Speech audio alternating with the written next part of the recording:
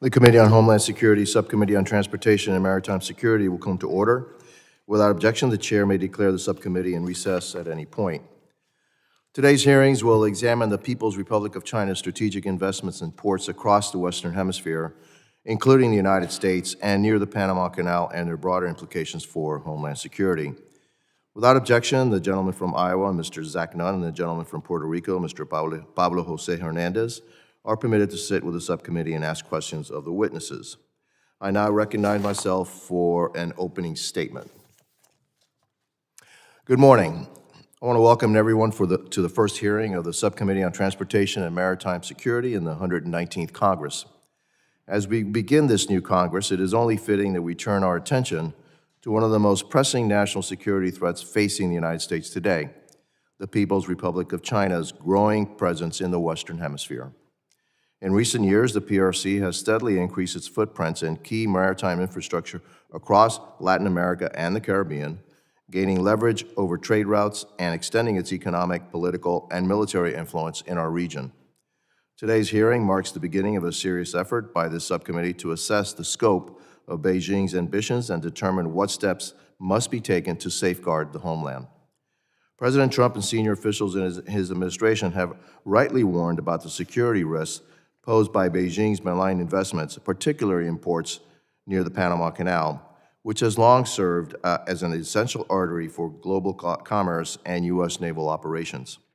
Last week, in his first foreign trip as Secretary of State, Marco Rubio reinforced that warning during a visit to Panama, where he made clear that the PRC's presence near the canal poses an unacceptable risk. These concerns are well-founded. Through state-owned enterprises such as China Merchants Port Holdings, Hutchison Port Holdings, and China Ocean Shipping Company, COSCO Shipping, the Chinese Communist Party, the CCP, has secured access to some of the most strategically significant ports in our region. Nowhere is this more concerning than in Panama. Approximately 14% of all U.S. seaborne trade moves through the Panama Canal, with an even more significant 40% of U.S. container traffic transiting it annually. Hutchison Ports, a subsidiary of Hutchison Port Holdings Limited, a Hong Kong headquartered company with close ties to the CCP, manages container terminals at two of the largest ports adjacent to the canal. These container terminals are located at the Port of Balboa on the Pacific side and the Port of Cristobal on the Atlantic side. This gives Beijing a strategic position over one of the world's most important waterways and provides the CCP with an opportunity to exert influence over commercial shipping, gather intelligence on American and allied vessel traffic, and potentially restrict the mobility of our Navy in a time of crisis. And while Panama has recently announced an audit of Hutchison Ports, that's simply not enough. We don't need an audit, we need action. The United States cannot and will not accept a scenario where a foreign adversary, one that openly seeks to undermine our global standing, controls infrastructure critical to U.S. homeland security, military readiness, and economic stability. For more than 2 centuries, under the principles of the Monroe Doctrine, the United States has been the primary guarantor of stability and security in the Western Hemisphere, ensuring that trade routes vital to our economic security remain free from foreign adversarial dominance. Yet today, the CCP is aggressively working to change that reality. However, Panama is only part of the larger picture. Across the hemisphere, the PRC is securing port investment and critical infrastructure agreements in countries such as Cuba, Peru, Brazil, and Ecuador, among others. In communist Cuba, just 90 miles from my home district in South Florida, the PRC has expanded its economic and signals intelligence capabilities through facility development agreements and telecommunications investments. This raises serious concerns about Beijing's ability to conduct surveillance against the United States from inside our own backyard. In Peru, the PRC is transforming the port of Shanghai into a major trade hub for its exports to South America. This is more than an economic project. It strengthens the PRC's malign economic influence and grip over regional trade and could allow for dual-use capabilities to support future People Liberation Army's Navy operations in the Pacific. The implications of these investments for U.S. homeland security cannot be ignored. The PRC's expanding presence in Latin America has also exacerbated the illicit flow of goods, including precursor chemicals used to manufacture fentanyl. These chemicals fuel drug production and trafficking networks run by the cartels that send deadly narcotics into American communities. The CCP is complicit in this crisis, which has taken the lives of thousands, no, not just thousands, hundreds of thousands of Americans, and overwhelmed law enforcement at our southwest border. Alarmingly, these same PRC state-owned enterprises also continue to operate in U.S. ports today, which poses grave intelligence and security risk. A prime example is Costco Shipping, which the Department of Defense recently placed on its Section 1260H list of Chinese military companies due to its ties to the PRC's military, intelligence, and security apparatus. Less than a month ago, federal authorities arrested 9 individuals for their role in a massive smuggling operation that allegedly funneled nearly $200 million of counterfeit and illicit goods from the PRC into the United States through the ports of Los Angeles and Long Beach. This is the kind of illicit activity that takes place when we allow foreign adversaries, including those operating under the direction of the CCP, to gain access to our nation's critical infrastructure. The message to our partners in the Western Hemisphere must be clear.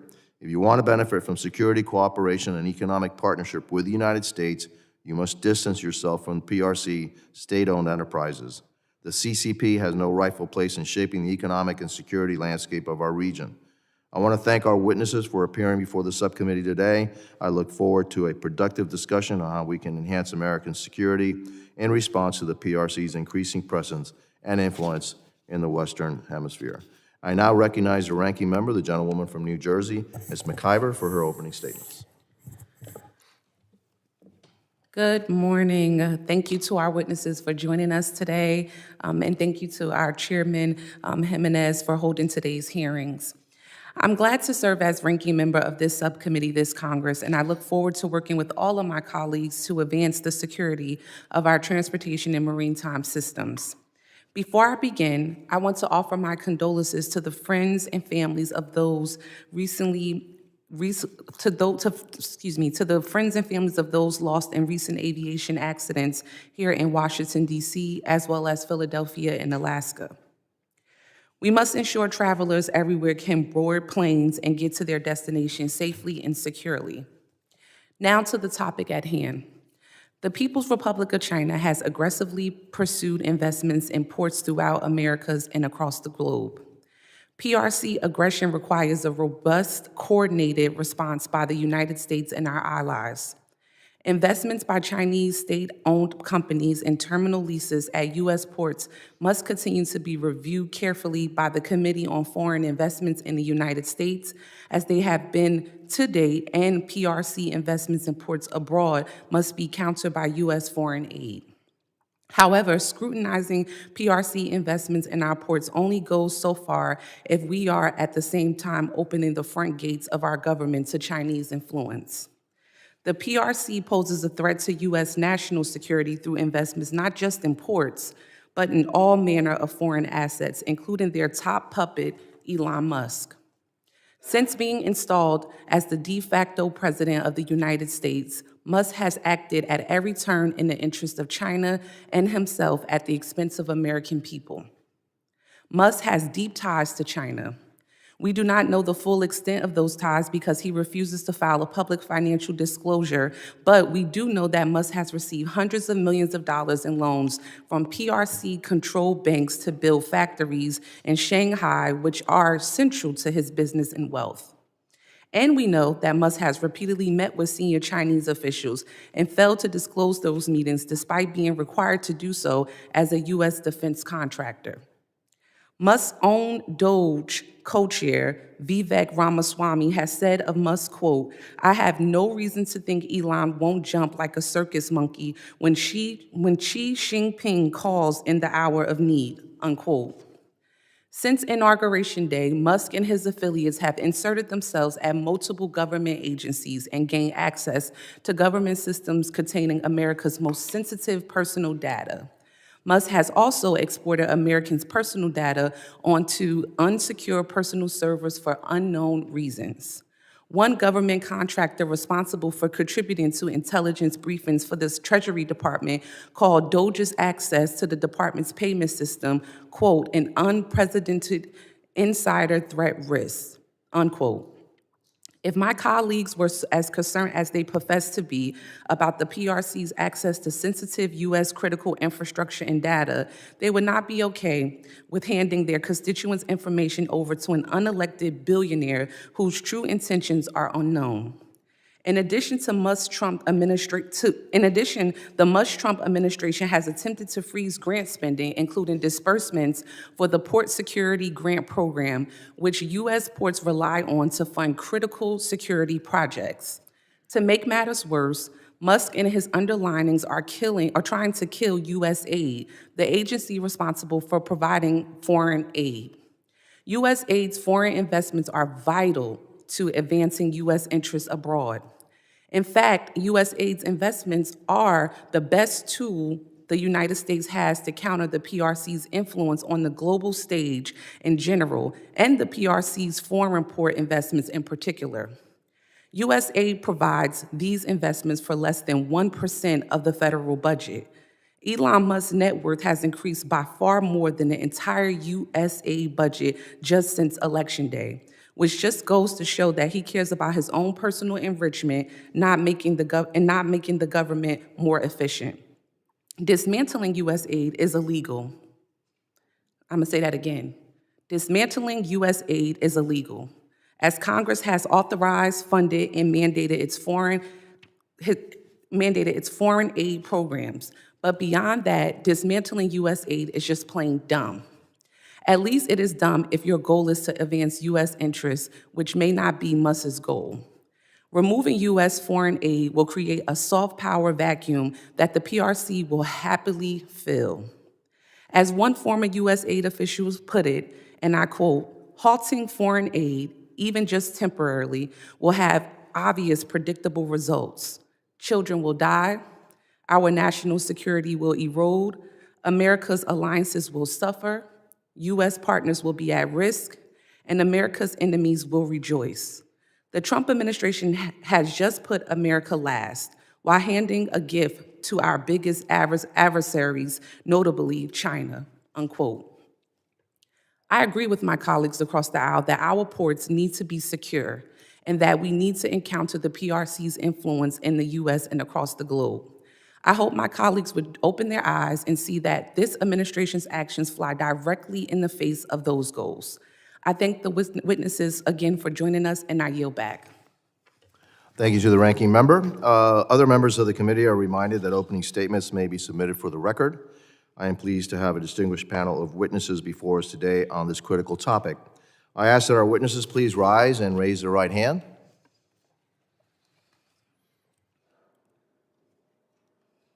Do you solemnly swear that the testimony you will give before the Committee on Homeland Security of the United States House of Representatives will be the truth, the whole truth, and nothing but the truth, so help you God?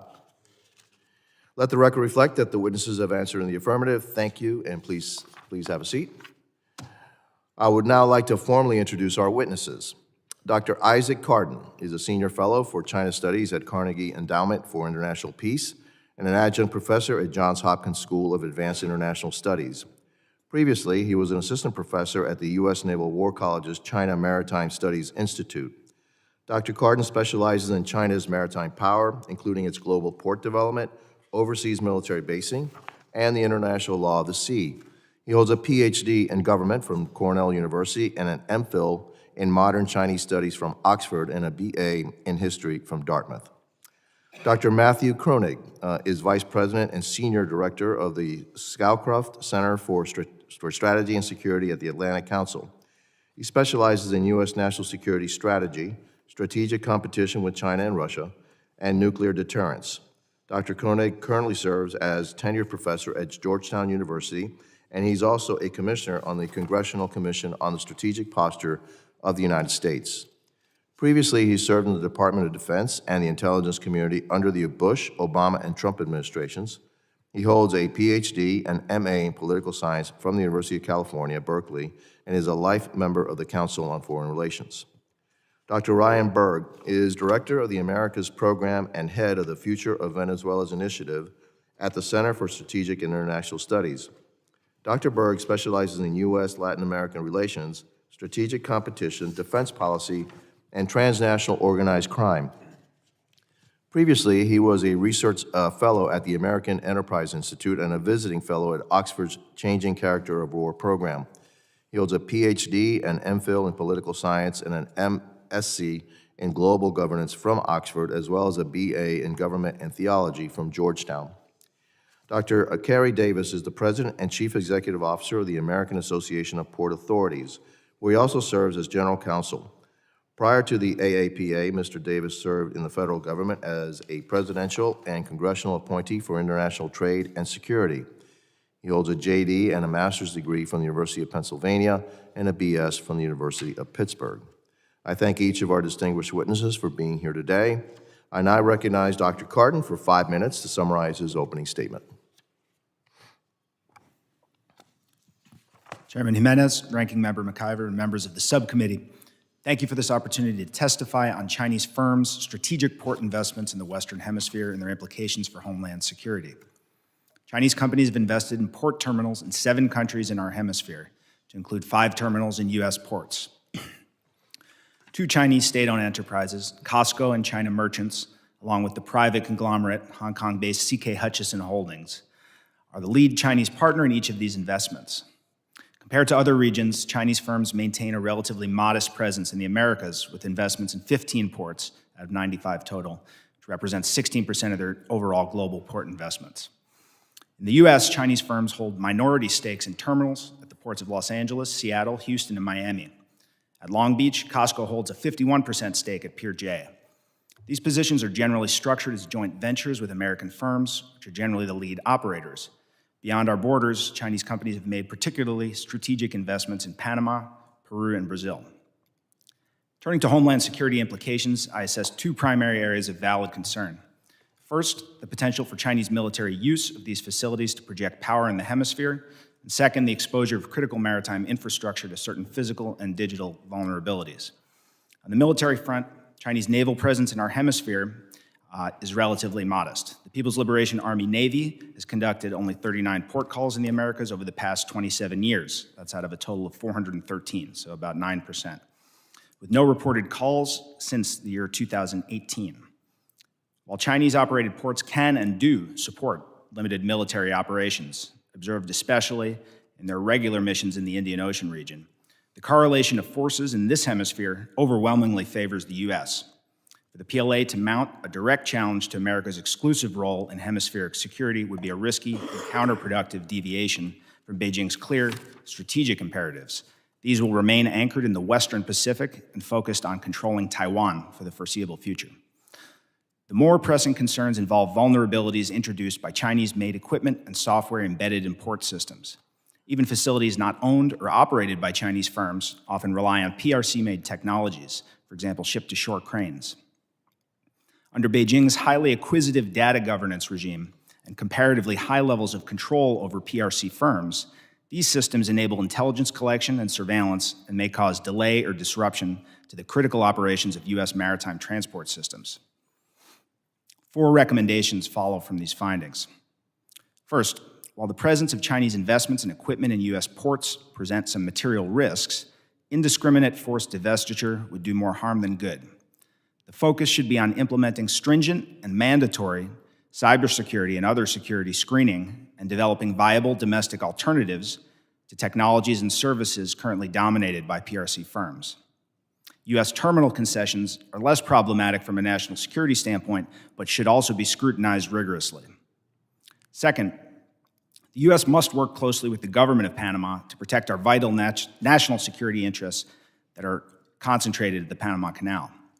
This should include helping attract private capital to take over any rescinded concessions and to expand and upgrade existing facilities.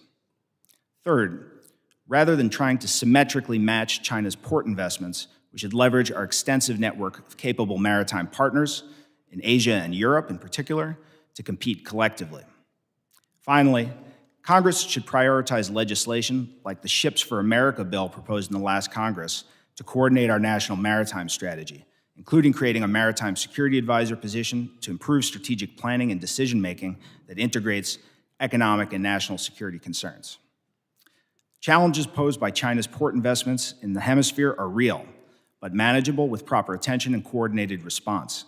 Thank you for the opportunity to testify, and I'll look forward to your questions. Thank you, Dr. Kardon. I now recognize Dr. Kroenig for 5 minutes to summarize his opening statement.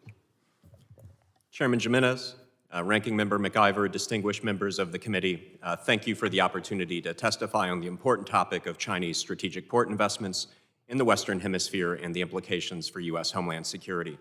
I want to assist your work by sharing insights gleaned from my more than 2 decades of experience working on U.S. national security at the Central Intelligence Agency, Department of Defense, the Congressional Commission on the Strategic Posture of the United States, and now as a scholar at Georgetown University and a vice president at the Atlantic Council. My message today is simple. China's port investments in the Western Hemisphere pose a serious national security threat to the United States and its allies. Washington and regional states should work together to decouple from Chinese investments in ports and other areas critical to national security. China poses the greatest contemporary threat to U.S. national security. It's a comprehensive challenge with economic, technological, diplomatic, ideological, and military dimensions. Ultimately, the rivalry concerns the future of global order.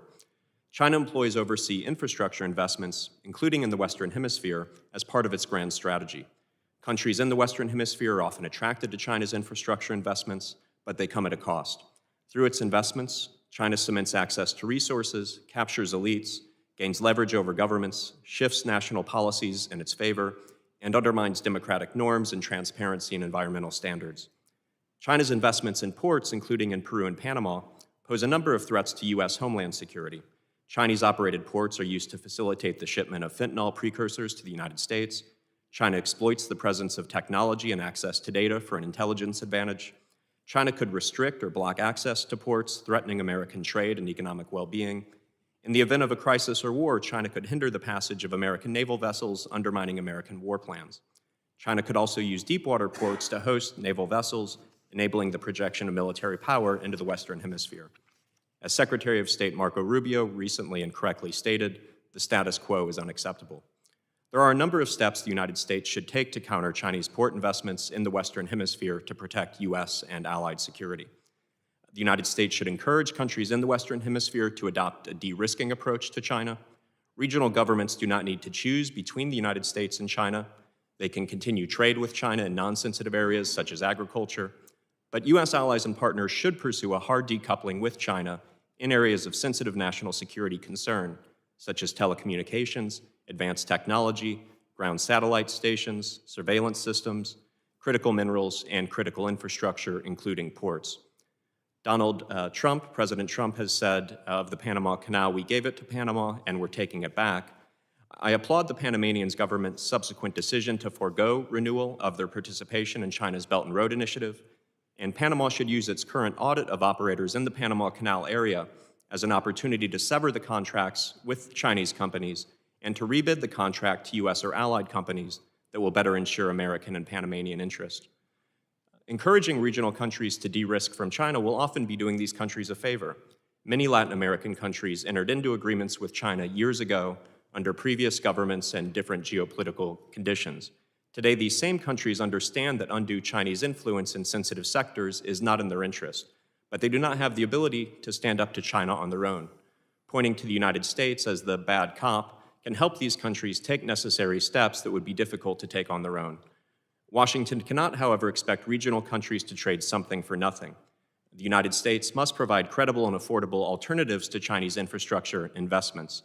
And to do this, the United States has a number of advantages. We have a number of ways to incentivize our vibrant private sector to invest in the region. The United States has a robust network of allies and partners. We can coordinate European, Japanese, Australian, South Korean efforts to provide aid and alternatives in the region. And third, the United States and its allies can compete on quality when it comes to environmental standards, labor standards, technical know-how, and so forth. Finally, as the Trump administration looks to increase defense spending and debates regional priorities, it should boost the budget of U.S. Southern Command and increase Southcom training and exercises with regional partners. Appended to this statement is a copy of a strategy to counter malign Chinese and Russian influence in Latin America and the Caribbean, an Atlantic Council report I co-authored last year that explores these issues in greater detail and provides actionable recommendations. I'm honored that the Committee on Homeland Security has invited me to share my views on these challenges, and I look forward to taking your questions. Thank you, Dr. Kroenig. I now recognize Dr. Berg for 5 minutes to summarize his opening statements. Chairman Jimenez, Ranking Member McIver, and distinguished members of the subcommittee, I'm honored to share my views with you this morning on this critical topic. Concern about the People's Republic of China advancing in the construction, operation, and even the ownership of ports is nothing new. What has changed is the geopolitical and economic contexts. The United States has shaken its post-Cold War stupor. The U.S. is no longer asleep at the switch as strategic rivals set down roots in our shared neighborhood. And the United States is once again exercising its competitive muscles in geographies unaccustomed to this level of U.S. attention. According to a recent analysis by the Council on Foreign Relations, as well as a China activities dashboard maintained by the Florida International University, almost 130 ports globally have some degree of PRC ownership or operation. One distinctive feature stands out. More than half of China's ports sit on major shipping lanes and strategic choke points. In the Western Hemisphere, this has meant port terminals in at least 3 locations in Mexico, the Hutchison ports at the strategic approaches of the Panama Canal, a recently opened megaport in Chancay, Peru, plans for a deepwater port in St. John's Harbor, Antigua, a 90% stake in the port of Paranagua for China Merchants Port Holding Company in Brazil, 100% stake in the Kingston Freeport Terminal for the same company, and designs on a port near Punta Arenas in Chile and near the Drake Passage in Argentina. The PRC's military-civil fusion strategy creates risks for both soft commercial espionage and hard security risks in a potential conflict situation. Beijing's national security law amounts to a state-mandated espionage, while Southcom has highlighted several hard security risks and posture statements to this very Congress: radar and GPS jamming, physical blockades, and even containerized weapons systems. Given the importance of ports in general to the activities and global reach of transnational criminal organizations, there is also emerging evidence that Chinese-operated and owned ports could also be catalyzers of TCO group activities in illicit markets, given the PRC's reliance on opacity as a key operating principle. However, not all Chinese ports are the same. China has hundreds of thousands of state-owned enterprises, and the ones that collaborate with the PLA are mostly well-known, and many are in fact blacklisted by our government. Those SOEs should be the subject of extra focus and scrutiny. Mr. Chairman, in my remaining time, I'd like to move to some policy recommendations. First, I think we need to create a methodology for a spectrum of concern regarding Chinese-owned and operated ports. 4 criteria would be basic starting points for me. First, the location of the port, both in terms of the proximity to the U.S. homeland and its position vis-a-vis key maritime trade routes. Second, the mode of cooperation between China and Latin American host country. Third, the relationship between the host government and Beijing. And fourth, the criticality of a particular port to global trade. Second recommendation, I think we need to consider leveraging the DFC and other multilateral financial institutions to launch a port buyback program in cases where the PRC is the owner.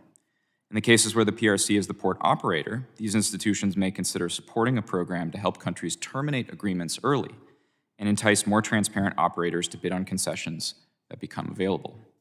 The United States should also stand up a program to reduce Chinese equipment, both software and hardware, at Western Hemisphere ports.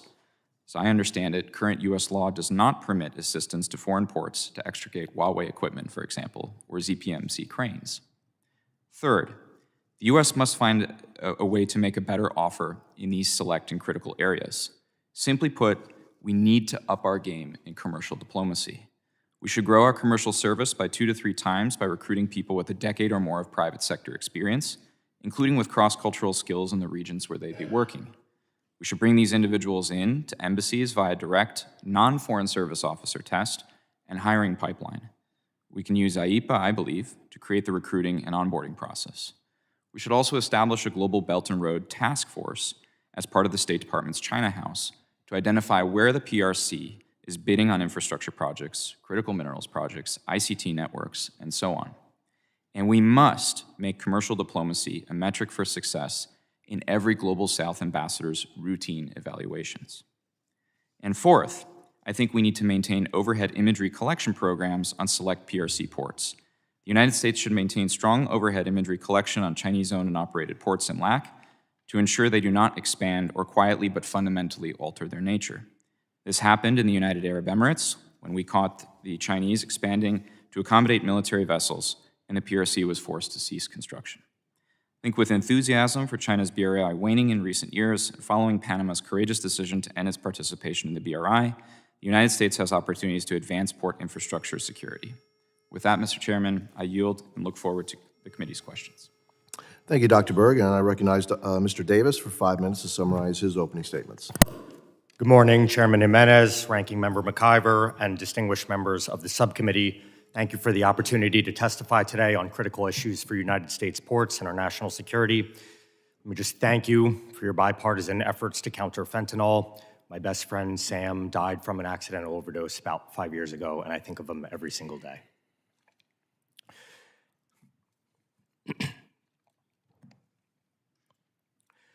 As the President and CEO of the American Association of Port Authorities, the unified voice of the U.S. port industry for the last 113 years, I'm honored to testify here.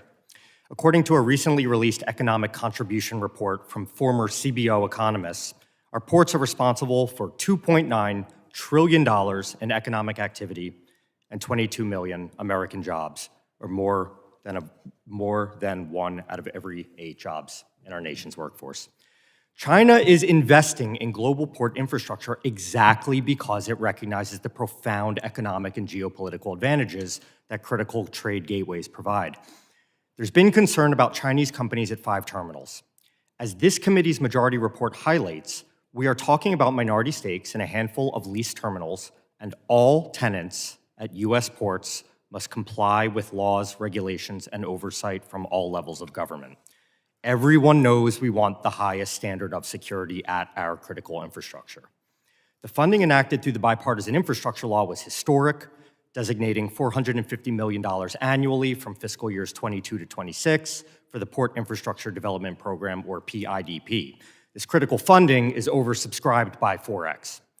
Unfortunately, even at the height of federal port funding here in the U.S., we lag in comparison to China, which spends well over double the U.S. in port investment. We also need to increase direct investments such as the Port Security Grant Program, which is authorized by this committee. However, it has unfortunately not been fully appropriated to its authorized level of $400 million in over a decade. Another way to secure American ports is to manufacture cargo handling equipment, which China heavily subsidizes. While it would take years to stand up production lines, near term, Congress can permit friendshoring with trusted allies to ensure U.S. ports have access to secure, reliable, and modern equipment while reducing reliance on China. AAPA recently brought American ports, terminal operators, equipment manufacturers, government officials, and other stakeholders literally to the same table to discuss how to make American-made cargo handling equipment a reality. And AAPA is going to continue leading this discussion when we host another meeting here in March in Washington, D.C., and we invite members of this committee to join us. To incentivize procurement from our allies, we can streamline the waiver process for Build America, Buy America provisions. And last year, members of this subcommittee recommended these waivers as well as incentives for domestic manufacturing. Bravo Zulu, as we say in the maritime industry. A major hindrance to growth, resilience, and modernization of ports is tariffs. Tariffs are a tax on American businesses and households. AAPA believes that expanding our nation's presence in ports of allied countries is also critical to revitalize America's strategic maritime posture. AAPA has collaborated with the U.S. State Department to set up sister port partnerships in the Middle East, North Africa, and Latin America, and we facilitate other work between U.S. government and LATAM and Caribbean ports. The bottom line today is that the United States continually regulates Chinese investment in ports.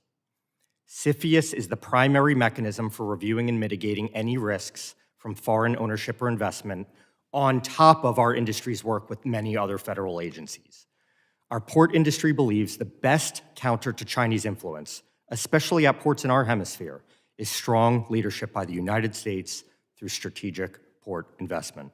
We must strive to keep our port infrastructure modern and globally competitive. Chairman Jimenez, Ranking Member McIver, and members of the subcommittee, thank you for your time, attention, and leadership when it comes to U.S. ports, and I'm looking forward to your questions. Thank you very much. Thank you, Mr. Davis, and I'm sorry for your loss. And by the way, for those who don't know, if you died of overdose of fentanyl, 97% of the precursor chemicals that create fentanyl are manufactured in China. And even worse than that, those precursor chemicals are actually illegal to sell in China. And yet the Chinese Communist Party actually incentivizes companies to produce them for export. And they have no other use, by the way. It's just for fentanyl. So it was something done by the Chinese Communist Party on purpose to kill, basically, American lives. And that's why, when they ask why I am so, so hawkish on China and think they're our greatest threat, this is an example of why I think they're our greatest threat. They did it on purpose and for no other reason for, I guess, to harm us and also to make money. I now recognize myself for 5 minutes for opening statements, for opening questions. Mr. Kroenig, you mentioned the presence of China and Chinese-controlled ports on both sides of the Panama Canal. How does that pose a threat to the United States? Well, I think it poses a number of challenges. One, to the topic we just discussed, China is shipping fentanyl precursors through the Panama Canal. Second, by operating the ports there, including with surveillance technology, Chinese surveillance technology, they're using that to collect information that's going back to Beijing. May not be classified information, but it's sensitive that China could use to exploit for an intelligence advantage. China could seek to hinder trade through the canal, which would have negative economic consequences for America's well-being. And then how could they do that? How could they hinder trade? How can they stop it? I mean, the port operators on both sides, do they determine who goes first, who goes second, et cetera? Or how does that work in the Panama Canal? Yes. Well, in terms of the specific operations, some of my colleagues may be better able to speak to that, but halting, disrupting trade in a place like that would not be very difficult. I think we've seen in other cases where ships get stuck in, say, the Suez Canal, global trade really takes a hit. And so I think there are a number of things they could do to hinder trade, such as putting a ship in the canal and not letting other ships go through. And so there's the economic dimension, and then there's the military dimension in the event of a crisis or war, hindering U.S. naval vessels that could make it more difficult for the United States to project military power where it needs to go. Fair enough. Dr. Berg, in terms of the presence of China, the ever-increasing presence of China in infrastructure, especially in ports, my first question is, where were we?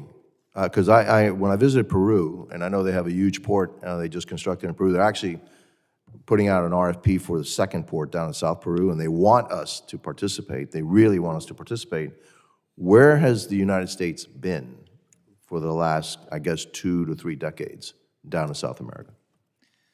Chairman, I agree wholeheartedly with your concern. I think we were looking in other theaters of the world, and we had forgotten, frankly, that security, prosperity, economic integration, the ability to deter illegal immigration, and so on, it starts right here at home and in our own hemisphere. So I welcome this administration's focus on the Western Hemisphere, what seems to me a very intense focus on the Western Hemisphere. I think it's proper, and it's about time we spend more time looking into not just our security, but also our commercial diplomacy in this hemisphere. The problem, Mr. Chairman, is that we're playing from behind now because we've focused on other theaters of the world for 40 or so years at least. Especially with ports, Mr. Chairman, it's far easier to play offense than it is to play defense, to get the U.S. private sector interested, for example, in the port you've just discussed in Peru, than it is to try to get the Peruvians to wiggle out of this new megaport, for example, at Chancay. Yeah, look, one of the things that I found when I was down in South America is that we were more interested in ideological diplomacy than in commercial diplomacy, okay? Focus on stuff that really did not advance American interests at all.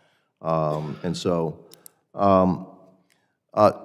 Kardon, when you talk about military use of these facilities and you haven't seen much,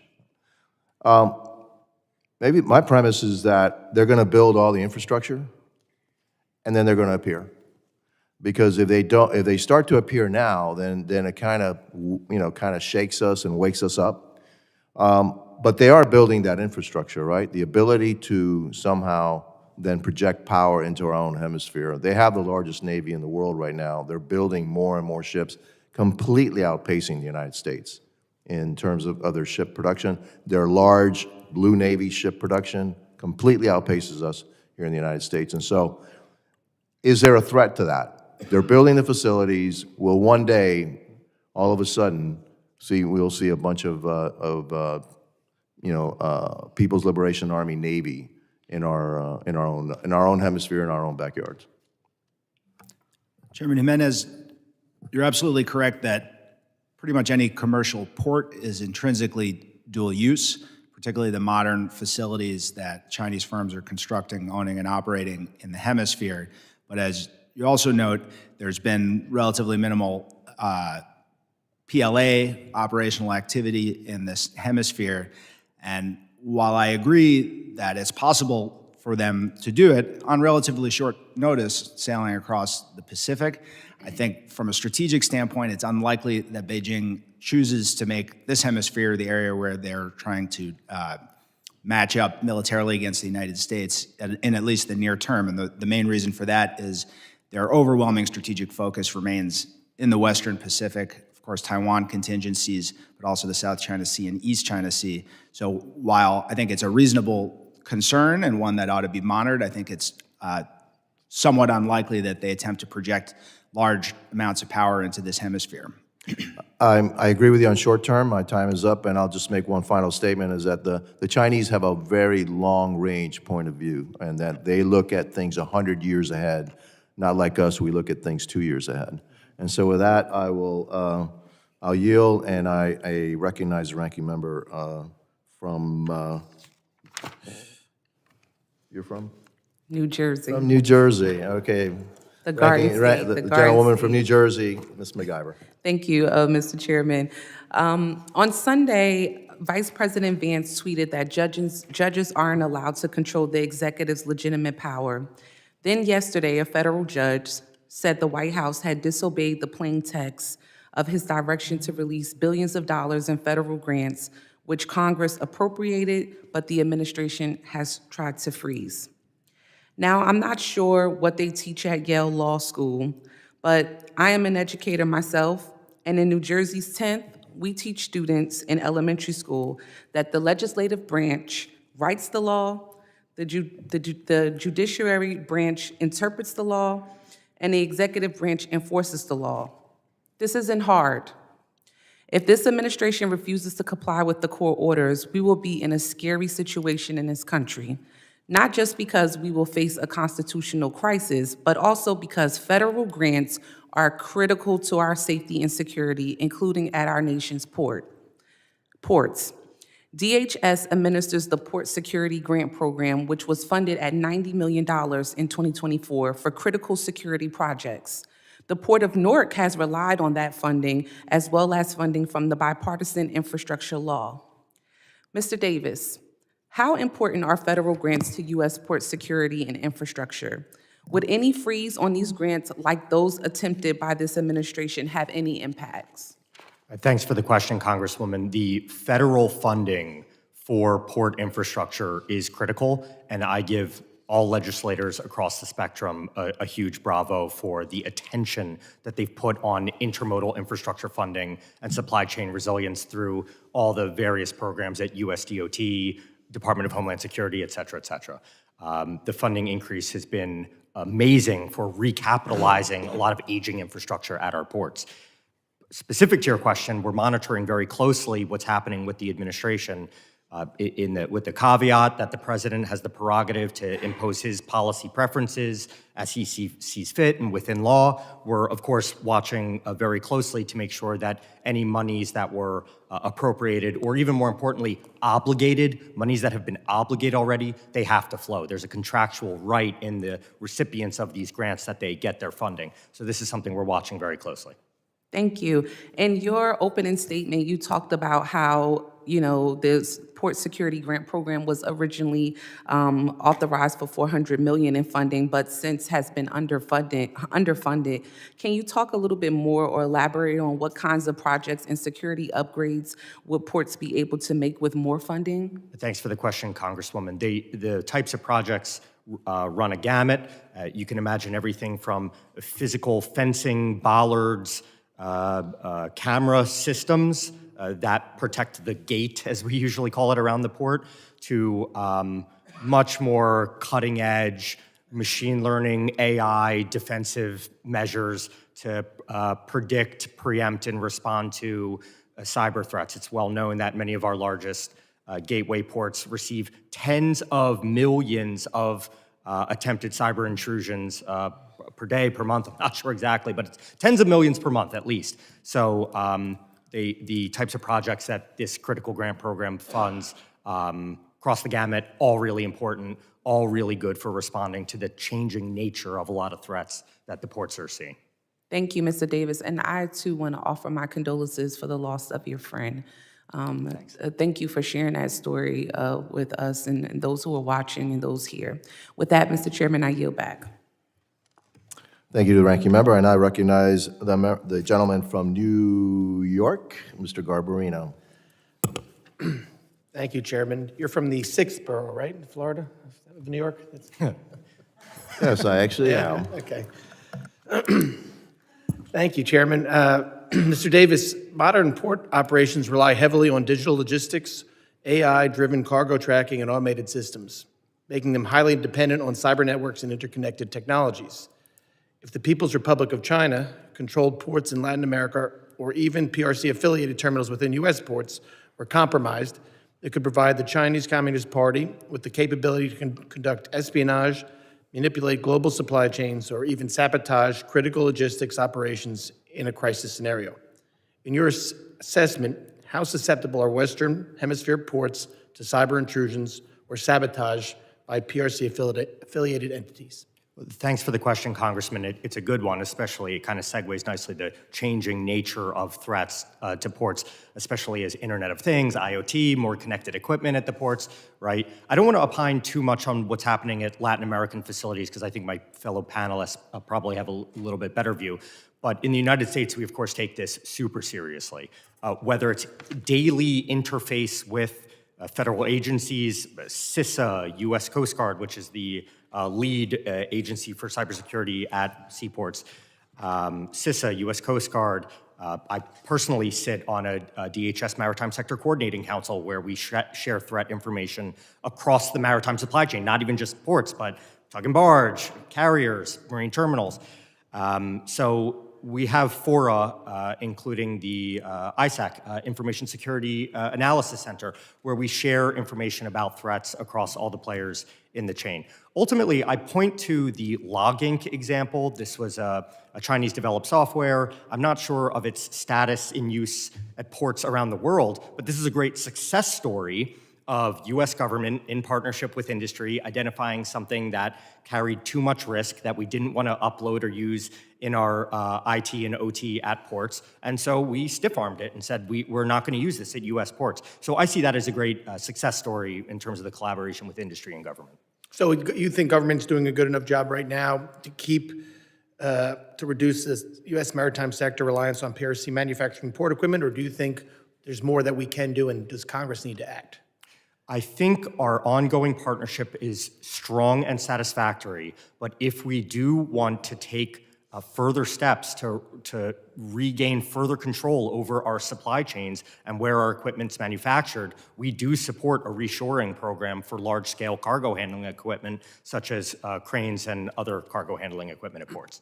You talk about the ISAC and information sharing. Is it pretty free-flowing between private sector partners as well as government? Are you getting good information, timely information shared by U.S. Coast Guard and CISA, or could that be better? It's pretty good. I'd love to work with you and your staff to improve it. I've seen how ISACs work in other critical infrastructure sectors like banking, healthcare, et cetera, and we probably have a bit to go to get to that robustness. And it's certainly not government's issue either.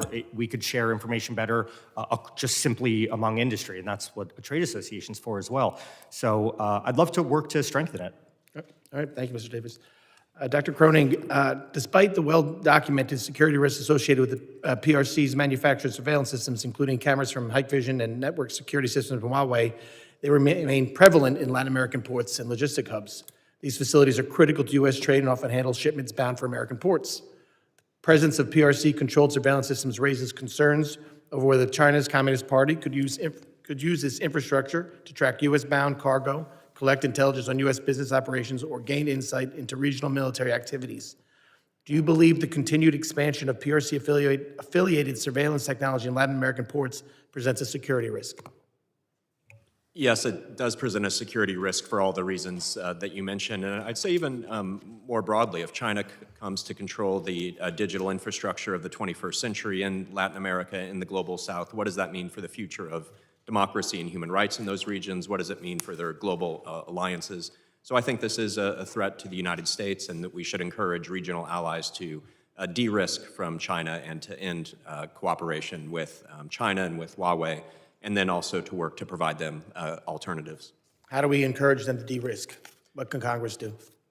Well, I think one is making the case and making clear that we're not asking them to choose between the United States and China. There are areas where they can continue to have productive relations with China, but there are areas like this where it's in their national security interest and in our national security interest that they end the program. And then the second thing that Congress can do is work to find alternatives. Help the administration to develop a coordinated plan with allies.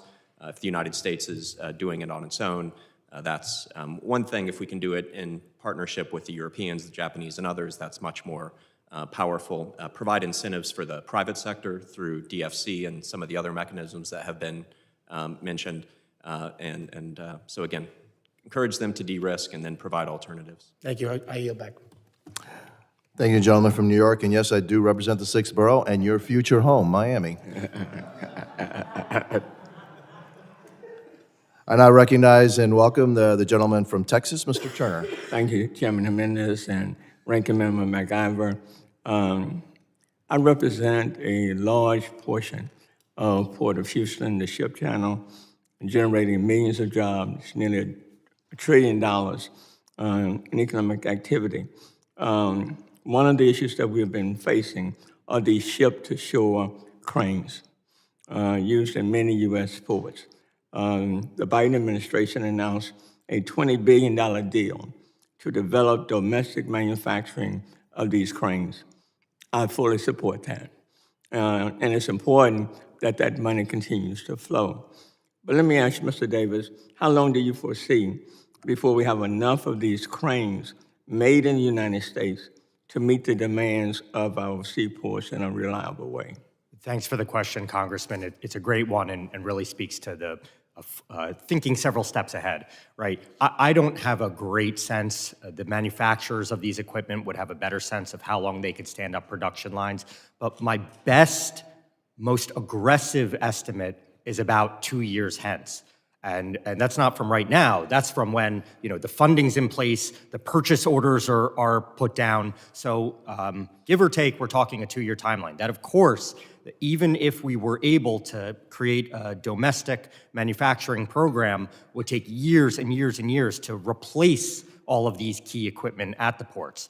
So they could start rolling off the line within a couple years, but to replace the hundreds of cranes that are across the country would take many years, which is why we stand by the fact that in the near term, using the equipment that we're using now is the right way to go, while also pursuing reshoring.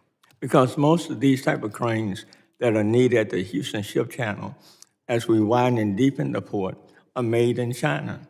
Will you all agree that we need to make significant investments here to reduce our national security risk? Either one of you. Agree completely, Congressman. We support the ability of any of the ports to get the best equipment that's on the market right now, including Port Houston's ongoing crane purchases and installation. Let me follow up on the Port Security Grant Program, which we receive. Is there anyone who disagrees with the importance of that security grant program? Anyone disagrees with that? Okay, I want to shift to something else because all of you have indicated the need for the United States to make significant investments in this area. Under U.S. aid, about $44 billion in investments are made. Of that amount, about $1.8 billion is made to the Western Hemisphere in terms of investments.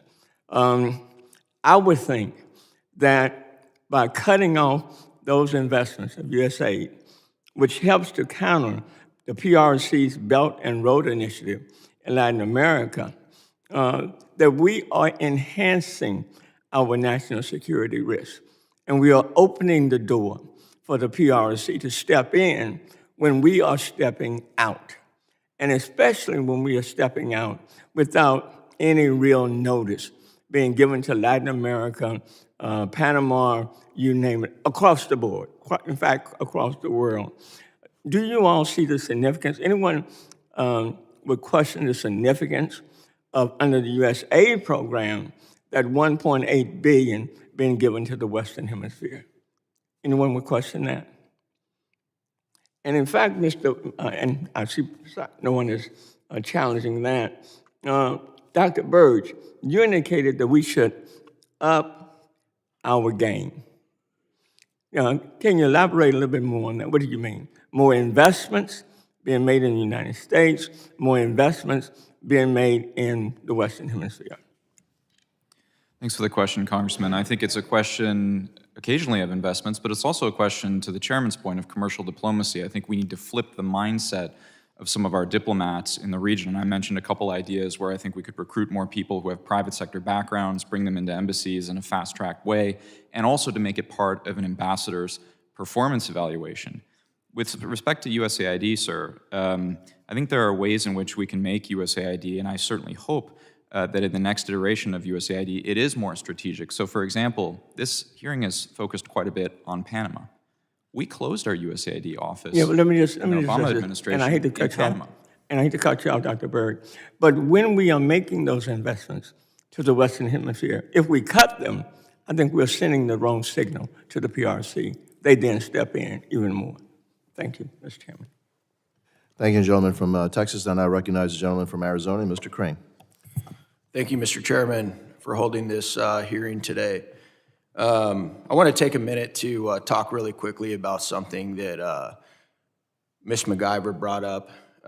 She was talking about the influence that China had on Elon Musk. You know, it's interesting, I didn't hear Ms. MacIver or any of her Democrat colleagues raising these same concerns when we uncovered that the Biden family received $27 million from foreign countries. And they tried the exact same thing with President Trump in the last Congress. And the reason I think it's important to point this out is the interesting thing between Elon Musk and President Biden is Elon Musk actually owns multinational businesses, SpaceX, Tesla, Neuralink, just to name a few. So I think it's important that we make that distinction. I do think this hearing is important today. You know, when I look at what Sir Walter Raleigh famously said, he said, "For whoever commands the sea commands the trade. Whoever commands the trade of the world commands the riches of the world, and consequently the world itself." So I am concerned about what I see China doing in the Western Hemisphere. I want to start with Mr. Davis real quick. You spoke of the need for domestic manufacturing or acquiring infrastructure used in our ports to avoid a reliance on the CCP's equipment, which is used for espionage. Can you go into what countries you're speaking of are some of our allies that can provide some of this equipment for us, sir? Thanks for the question, Congressman. China is currently not the only place where these ship-to-shore cranes are sourced or manufactured, although they have a dominant position in the market. Some of the other companies who make these equipment are either headquartered or have manufacturing facilities in Germany, Austria, Ireland. I believe some of the componentry might come from Mexico. So that's the state of play in this market. And just for the record, Congressman, the industry does not see a current situation or risk where there's any compromise of the equipment. But if the United States does want to shift towards a situation where it is making or friendshoring these equipment, certainly here at home, there are lots of manufacturers here in the United States that are penciling out what this would look like, especially if they had financial support from U.S. government, and it could also be from any of the other countries that I mentioned. Thank you. In regards to fiscal conservatism, I'm sure many of you guys know that we're approaching $37 trillion in debt. We're spending about $2 trillion annually that we don't have, adding to that every single year. I'm looking, and the information that I was able to pull is that, let's just take the Port of LA, for example. In 2024, the Port of Los Angeles generated $684.7 million in operating revenues. The Port of Seattle, in 2024, the Port of Seattle generated $1.2 billion in operating revenues. Now, I realize that these are privately owned companies, correct?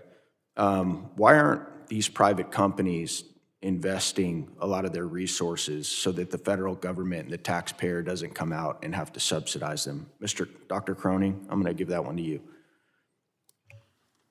Oh, I'd say a few things. I completely agree that the debt and the deficit are major issues. And so coming back to our colleague Elon Musk, I think his efforts to look for waste, fraud, and abuse and find savings make sense. And even when it comes to USAID was set up for strategic competition during the Cold War to advance American interest.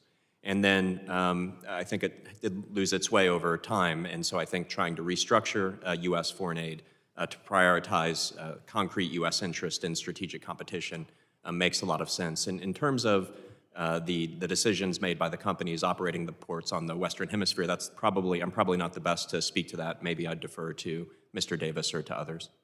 I'll let either of you guys take that if you want. If I may, Congressman. Yes, sir.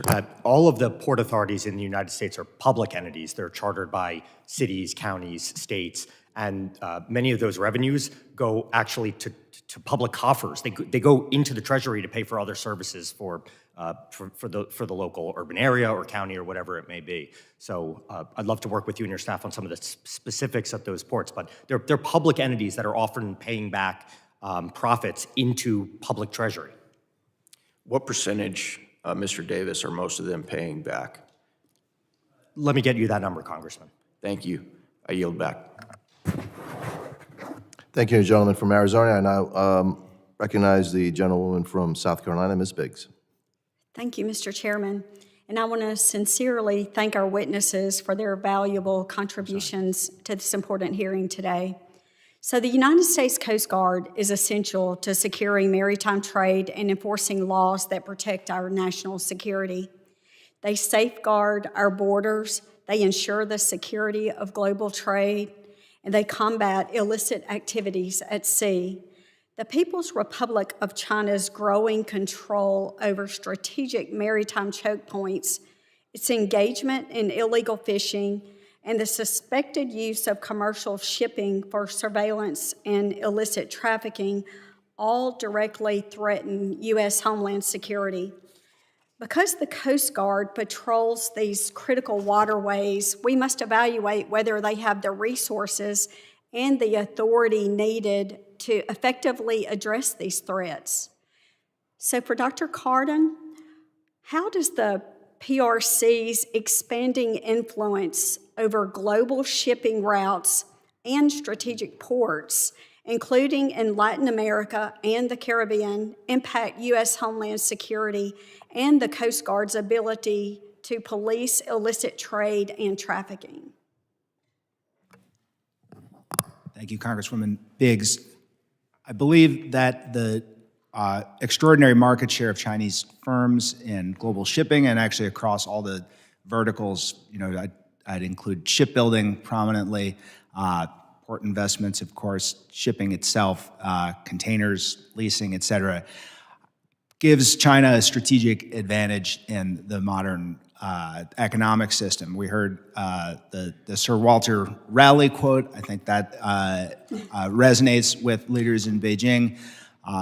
I, for one, have studied a lot of Chinese strategists' writings about the famous American naval strategist Alfred Thayer Mahan, also a leading influence in understanding sea power as something much broader than just naval capability. The naval capability is actually subordinate to the access to markets and the freedom of maneuver around the world's oceans, and the PRC is systematically invested in those capabilities. when we think about Chinese maritime power, I would urge us to think, of course, of their growing blue water navy, but not exclusively. And in fact, if we look at where they're really, really differentiated, it's areas like shipbuilding and in overall trade volumes and in its position in global supply chains and value chains. So I do think that this poses a broad strategic threat to the United States. As I note in my testimony, I think the acute military threats from it are somewhat overstated, but that's not to say that it's not a major strategic risk. I think what I'm urging from the standpoint of legislation and policy is to really focus on rejuvenating American maritime power. Over the past 25 years, China systematically invested in its maritime power, and one could make the argument that the U.S. has systematically divested or sort of accidentally divested from it. And so I think that's really the center of gravity in our strategic competition and warrants close attention. Thank you so much. My second question is for Dr. Kroenig. So given reports of PRC-affiliated vessels engaging in espionage, the illegal fishing, and smuggling, is the U.S. Coast Guard adequately resourced and authorized to confront these threats? And adding on to that, what additional capabilities or legislative measures might be necessary that we can help with? I think the U.S. Coast Guard and the U.S. military more broadly is not adequately resourced to deal with the China challenge. If we look during the Cold War, the United States spent an average of 7% of GDP on defense. Now we're spending something like 3.5% of GDP on defense, so historic lows. And so I think Senator Wicker and some others who have called for 5% defense spending makes a lot of sense. And so that should be investments in the Coast Guard, also investments in our naval power more broadly. The United States has really fallen behind here, and it has been U.S. dominance on the high seas that has enabled really the U.S.-led order since 1945. So I think this is a major problem, and major investments are needed. Thank you so much for your comments, and I yield back. Thank you, gentleman from South Carolina. I now recognize the gentleman from Puerto Rico, Mr. Hernandez. Thank you, Chairman. I support efforts to counter Chinese influence in Latin America and the Caribbean. To do that, we need to strengthen our own ports in Latin America and the Caribbean, both for economic development and for public safety reasons. Ports like the one we have in San Juan are important for the island's economic development and emergency response preparedness. Federal investments in infrastructure are critical for strengthening U.S. port infrastructure. That itself is essential for maintaining our global competitiveness, particularly with China. However, infrastructure projects take time, and many funded by the bipartisan infrastructure law and other legislation are still underway. These projects are now threatened by the federal funding freeze, putting our island's economic growth and emergency response preparedness at risk. In the long run, this could benefit our global competitors like China. Mr. Davis, in your written testimony, you note that U.S. ports are already subject to federal oversight mechanisms designed to ensure that foreign investments in critical infrastructure do not threaten national security. How would a federal directive that freezes funding and hinders these agencies from carrying out their responsibilities compromise our national security and reduce our competitiveness on the global stage? Thanks a lot for the question, Congressman. I think you hit the nail on the head by saying infrastructure projects take time. From the time that the potential grant is noticed by the government, to the time it's awarded, to the time it's permitted, to the time a shovel hits the ground, you can see how it adds up a lot, which is why the industry, and I know many industries, are very hopeful for a bipartisan move forward on permitting reform for infrastructure projects at ports and other critical infrastructure and energy utilities and the like. So that's something we're looking forward to this Congress. But to answer your question directly, the president has his prerogative for his policy priorities that he wants for his administration, no doubt about that. But we come back to, if monies have been obligated, it's very clear that the law says they must flow to the recipients of those grant awards. So at the point that the grant is awarded to a recipient, the money has to flow eventually, and that's something we're monitoring closely. Great. And I want to switch gears quickly to emergency preparedness. So on Saturday evening, a 7.6 magnitude earthquake hit the Caribbean, and there was a tsunami advisory for Puerto Rico and the U.S. Virgin Islands. I think this tsunami advisory underscores how vulnerable regions like Puerto Rico and the USVI and the Caribbean, how we depend on strong, modern ports for emergency response and recovery should a disaster strike. What could be the specific economic and public safety impact of the federal funding freeze on infrastructure projects, particularly in regions vulnerable to natural disasters? Congressman, I'd answer the question by saying, unfortunately, natural disasters are becoming larger, more frequent, and costly, and ports are literally on the front lines of many of these coastal areas that are susceptible to them. And we estimate that the closure of a port has on the order of $5 million economic impact per day. So that really, multiply that by 1 week, and you start to see the overall toll of a disaster like that. So would you say that, in essence, these federal funding projects to strengthen our ports infrastructure could be seen as a long-term investment rather than a loss that would represent, having these weak ports that would have to close in the case of a natural disaster? I agree completely, Congressman. The return on investment is 3, 4, 5x, and I would point folks to the Association of the Society of Civil Engineers for some of their work on these figures. And this is a return on investment that would not only benefit places like Puerto Rico, but would also benefit the United States in its broader ambitions to combat Chinese influence in the region. No doubt about it. We'll be looking at a comparative study in coming months about how our trading competitors spend on their port infrastructure, and I think it'll open some eyes. So would you agree that this should be approached in a bipartisan manner, not viewing this just through the lens of traditional liberal conservative spending versus government cuts angle? It should be seen as something that concerns our national security, our economic competitiveness, and it should transcend political partisanship. Congressman, forgive the corniness. The containers can be blue, the containers can be red, but shipping infrastructure is bipartisan. Thank you. I yield back the remainder of my time. Gentleman from Puerto Rico yields back his time.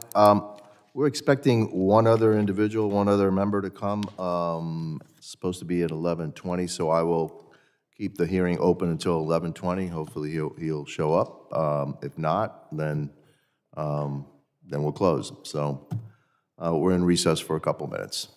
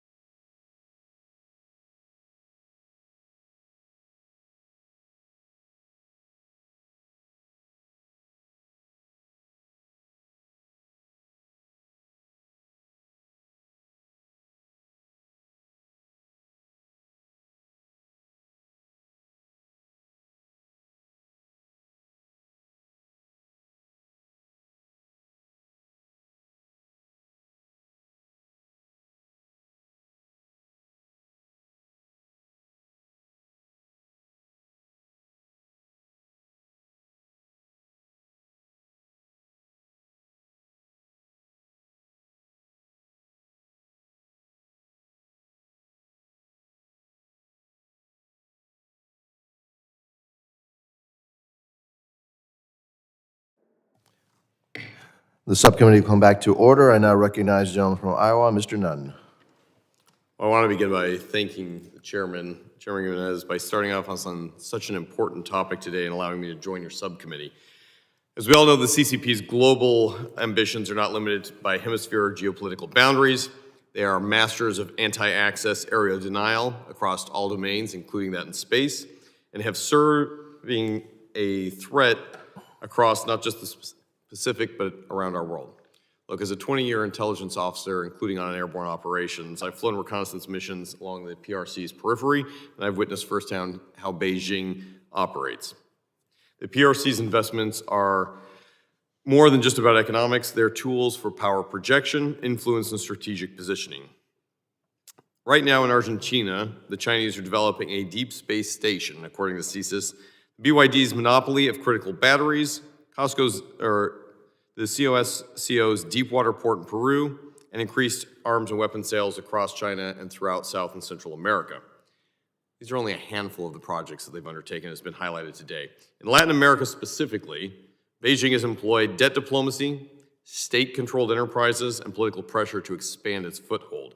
And I believe that if the U.S. gives our command and control of Southcom over to the PRC, my farmers in Iowa, manufacturers across the country, and folks just here in the United States will not only lack for the ability to operate there, but will be boxed out completely around the world. This region contains operations critical to international trade, shipping, agriculture, and strategic military positions. So with that, I want to begin by thanking our new Secretary of State, Marco Rubio, for his recent visit to the region, along with his commitment to halt the CCP's investment in the region and offer our friends in the Latin American community an opportunity to work with the United States for long-term security throughout the globe. Today's hearing is a necessary step forward, and thank you, Mr. Chair, for leading the charge on this. So I'll first speak to Dr. Ryan Berg. Dr. Berg, you are a director at CSIS. You have been making a massive investigation into China's foothold in Latin America. Many of the host nations view these investments as beneficial to themselves, either due to economic desperation or a lack of viable alternatives from the West. How effectively are the Latin American governments assessing the long-term threat that China poses to their local economies? Thanks for the question, Congressman, and it's wonderful to hear that you're consuming our products. We always love hearing members reading CSIS. Look, I think there's a fundamental problem with some of the democracies in the hemisphere. If you sign a deal to get shovels in the ground during your mandate, you might see shovels get in the ground during your mandate. You may even win a re-election based on the feeling that the country is doing major infrastructure things with the PRC, but the price to be paid is later. And so we need to get better with our messaging game, whether it's debt trap diplomacy or whether it's opportunity costs associated with some of these deals, to have leaders understand that there are costs to be paid, and they often come 2 or 3 mandates later. That's the fundamental problem here, Congressman. And too often, the best offer has been the Chinese offer because it's been the only offer. So before you entered the hearing, I spoke to a couple of the chairman's questions as well as my opening statement about how we need to increase and improve our commercial diplomacy. I'd be happy to talk to you offline about that as well. Thanks. Mr. Chair, as you know, we've seen this tragically throughout history. The Soviets doing it in Cuba and Latin America. The Chinese are much more insidious in their ability, both through wolf warrior diplomacy, but the long-term tethers that they hold over these countries who, candidly, are looking for alternative partners to not be trapped in this situation. Thank you, Dr. Berg. Dr. Kroenig, you're the Vice President and Senior Director at Scowcroft. Also, incredible work that you guys have going on there. I want to talk about the PRC's growing control over port infrastructure. Obviously, the President has made this a top priority in Panama, but the deep water port investment in this area has an outsized influence. President Trump and Secretary Rubio have both emphasized the seriousness. What specifically, both diplomatically, economically, hopefully not militarily, but we did get the right to sail through, steps can the United States be taking to deter China's influence and reestablish America's presence in these regions? Yes, well, thank you, Congressman, and thank you also for the nice words about our work at the Scowcroft Center. So I think there are a number of things the United States can do, and I think President Trump has been right to see this as a major priority and to put pressure on the Panamanian government. Many of the governments, including the government in Panama, I don't think want this Chinese influence now. These are agreements that were entered to under previous governments, and so the U.S. pressure is in a way doing them a favor. And so as you know, right now they're reviewing some of these investments and audit of these contracts. They probably will find Chinese corruption, because that's what China does. And I think that'll provide a great opportunity for them to end that contract and then rebid, and American or other Western companies can win those concessions. And I think that would advance American security and Panamanian security. And I think it's fantastic that not only have the administration been able to redirect it so that U.S. naval war vessels who help protect the Western Hemisphere now can sail through that without paying a massive fee, oftentimes which goes to subsidize the Chinese. We should also recognize that the Chinese are doing more than just the hard infrastructure projects. They're deeply embedded into every software, hardware technology, the actual SCADA and control systems for these. So I want to talk to Mr. Davis here. You also, the president and CEO of the American Association of the Port Authorities. The Chinese Communist Party has embedded itself within our actual U.S. port systems here. The supply chain, the critical infrastructure, the software. This includes through port equipment like ship-to-shore cranes, which the U.S. which could be exploited for cyber espionage, logistical disruptions, or just good old-fashioned spying. How do we get around this? We've seen things like Salt Typhoon and a series of MSS, the state security out of China, threatening the United States, and very little happening to hold these bad actors accountable, whether in Latin America or right in Beijing. Thanks for the question, Congressman. I think there are three answers to it. First, it's the port industry's partnership with government and all the agencies that lead on cybersecurity or otherwise security measures at the ports, including U.S. Coast Guard, CISA, and the like.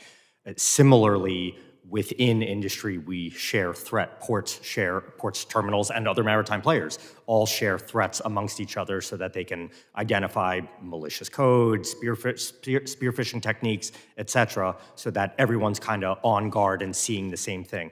And the third is a lot of the much more sophisticated and technical defensive measures that ports, operators, and manufacturers take, including replacing some of the electrical componentry and software of some of the equipment with those by known parties, some of which are United States companies. There are other sorts of measures like that, which I'd love to tell you and your staff about.